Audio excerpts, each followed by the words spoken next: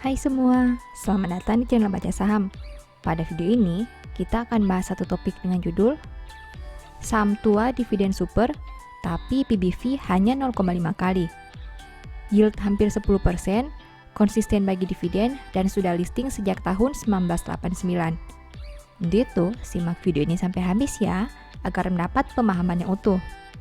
Saat ini, Mimin mau bahas saham tua yang bergerak di bidang asuransi. Perusahaan listing di bursa sejak 1989, yang artinya sudah sekitar 22 tahun yang lalu. Kelebihan dari saham ini adalah mereka punya dividen yield yang tinggi, di mana hampir mencapai 10%. Perusahaan juga konsisten bagi dividen setiap tahun sejak tahun 2017 hingga 2021. Daya tarik tersendiri dari saham ini adalah meski dividen yield-nya besar, PBV-nya hanya 0,5 kali. Sekarang, saya mau bahas laporan keuangan triwulan 3 2021 saham ini. Berhubung laporan keuangan terbarunya sudah terbit, mari kita lihat perkembangan kinerjanya. Oh ya, di akhir video, saya akan memberikan kesimpulan dari analisa yang dilakukan. Untuk itu, nonton sampai selesai ya. Namun seperti biasa, pembahasan ini bersifat edukasi dan bukan rekomendasi. Kamu bisa saja rugi jika beli saham ini. Untuk itu, selalu berhati-hati sebelum membeli saham. Disclaimer on ya.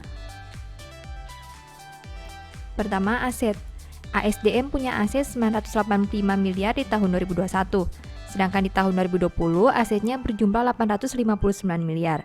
Artinya, aset perusahaan naik 126 miliar atau 14,67% dalam satu tahun ini. Sekarang mari kita analisa lebih jauh. Dari total aset 985 miliar, perusahaan punya piutang dan aset reasuransi sebanyak 436 miliar. Artinya 44,26% aset perusahaan berada dalam bentuk ini. Jika dibanding tahun sebelumnya, pos ini naik 122 miliar atau 38,85%. Selain piutang dan aset reasuransi, ada juga total investasi. Dari total aset 985 miliar, perusahaan punya total investasi sebanyak 359 miliar. Artinya 36,45% aset perusahaan berada dalam bentuk ini. Jika dibanding tahun sebelumnya, pos ini naik 14 miliar atau 4,06%. Kedua, liabilitas. ASDM punya liabilitas 642 miliar sampai triwulan 3 2021. Sedangkan di tahun 2020, liabilitasnya berjumlah 508 miliar. Artinya, hutang perusahaan naik 134 miliar atau 26,38% dalam satu tahun ini. Nah, dari total liabilitas 642 miliar, perusahaan punya total liabilitas asuransi sebanyak 439 miliar.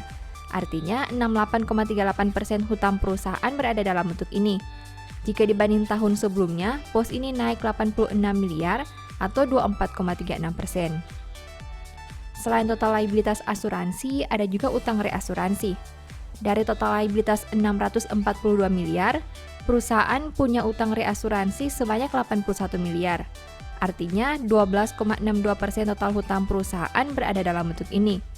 Jika dibanding tahun sebelumnya, pos ini naik 19 miliar atau 30,65%. Ketiga, ekuitas. ASDM punya ekuitas 343 miliar sampai triwulan 3 2021. Jika dibanding tahun sebelumnya dengan angka 351 miliar, berarti ekuitas perusahaan turun 8 miliar atau 2,28%. Nah, dari total ekuitas 343 miliar, perusahaan punya laba belum digunakan sebanyak 293 miliar. Artinya, 85,42% ekuitas perusahaan berada dalam bentuk ini. Jika dibanding tahun sebelumnya, pos ini turun 9 miliar atau 2,98%. Keempat, pendapatan. ASDM punya pendapatan 129 miliar sampai triwulan 3 2021. Sedangkan di tahun 2020, pendapatannya berjumlah 133 miliar. Berarti pendapatan perusahaan turun 4 miliar atau 3,01% dalam satu tahun terakhir. Kelima, biaya pokok. ASDM punya biaya pokok penjualan sebanyak 115 miliar. Sedangkan di tahun 2020, biayanya berjumlah 121 miliar.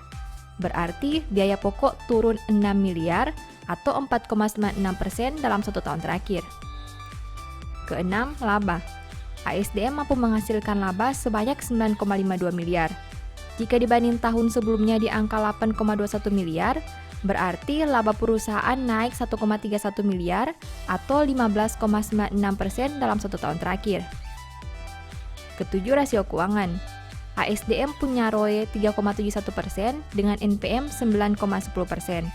Sedangkan untuk sisi resiko, saham ini punya DER 187%.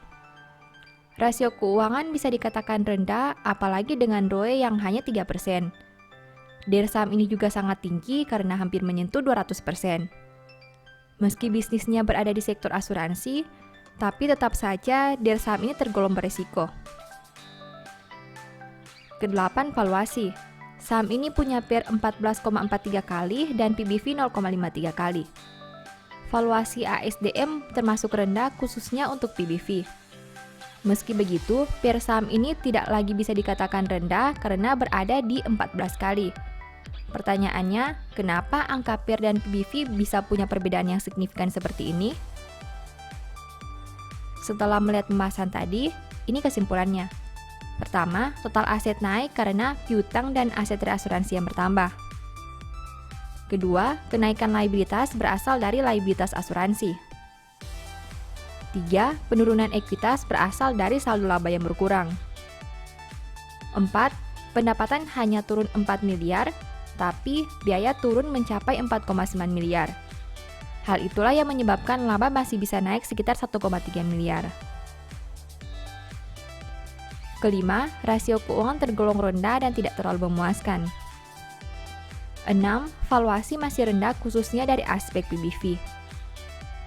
Demikian analisis singkat saham ASDM berdasarkan laporan keuangan triwulan 3 2021. Selalu ingat bahwa pembahasan ini hanya dari sudut pandang pribadi. Tidak ada jaminan pasti profit dan mungkin saja kamu bisa rugi jika beli saham ini. Demikian informasi pada video ini, semoga bisa memberi manfaat kepada kamu semua ya. Oh iya, saya mau menyampaikan bahwa sekarang Baca Saham punya 3 e-book tentang saham yang mungkin saja bisa berguna bagi kamu, yaitu Strategi Nabung Saham, Analysis Report, dan The Stock Market. Berikut perbedaan antara 3 e-book tersebut.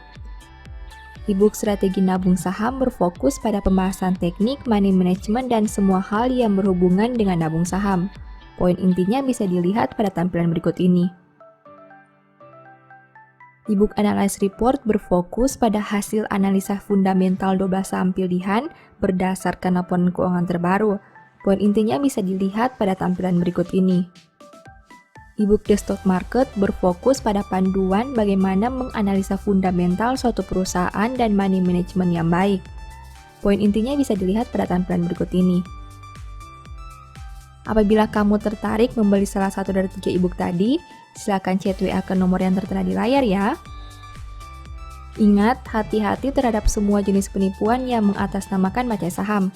Baca Saham tidak pernah mengelola dana ataupun melakukan penjualan produk di luar Instagram, YouTube, dan Telegram resmi Baca Saham.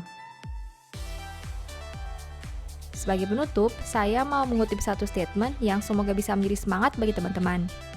Siapa bijak hati memperhatikan perintah-perintah, tetapi siapa bodoh bicaranya akan jatuh. Thank you.